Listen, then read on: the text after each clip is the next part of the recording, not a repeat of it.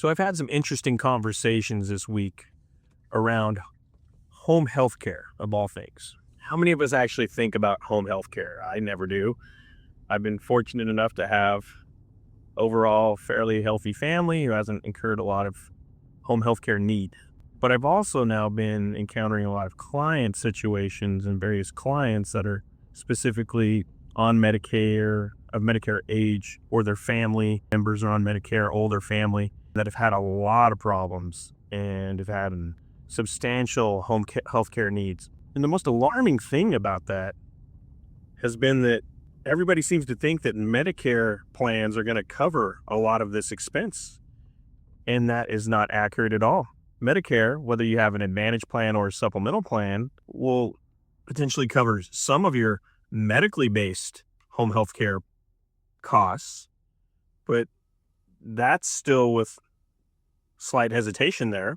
You can't just say they're going to cover all of it. But you can likely get some of the medically based coverage in place. But if you have non-medical home health care needs, very seldom are you going to get any coverage out of a supplemental plan. You might get a little bit. And if you have an Advantage plan, forget about it. And nobody understands this.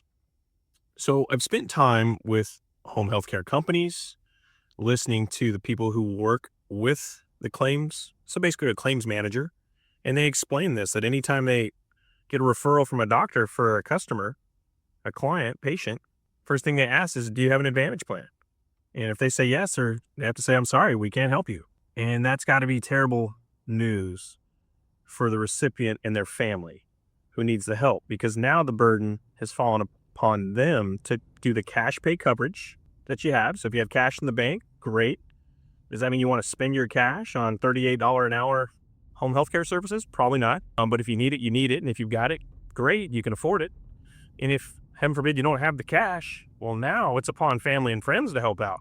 Well, I don't think anybody really wants to be a burden on their family or friends. But regardless, even if it comes to that, most people are kind hearted and are going to help, how long can they do that? And they're still going to need a break. So just know that there are plans out there that you can still get a hold of that are very affordable.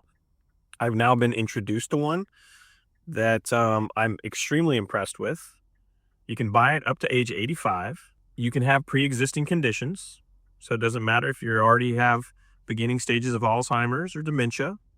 Doesn't matter if you're in the middle of cancer treatments, Parkinson's disease, whatever ailment you might have going on in your life, you can still buy the plan. You just can't use it for 6 months pertaining to that particular pre-existing condition. That's pretty impressive. So the only qualification they really have to make sure you can check the box on is that you're not currently under home health care services and you're not currently in a skilled nursing facility. If you can say no to those and you're still at home, you're in your kid's home, you're fine. You can buy the plan.